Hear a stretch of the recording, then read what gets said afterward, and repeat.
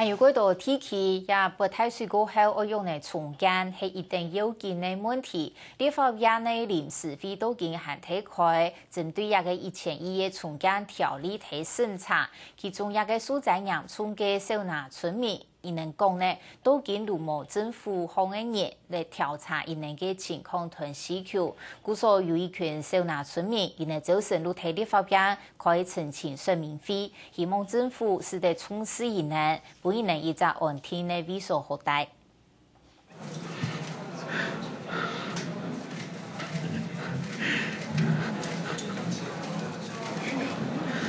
上希半夜初9看到少拿村，因被本山带来屠杀了一体中条嘅过程，好在严重一条命嘅李先生面严定研究，所有强强嘅方面都同在面嘅弄死度填表唔贴。我是亲眼目睹整个社区的灭绝，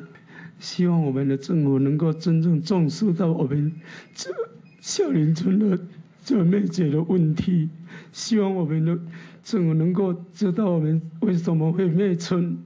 下线了，我们走的时候是到那个膝盖那个泥土嘛，我们爬一座山，我们一家10口爬一座山，爬3个多小时到五里埔那边，因为陈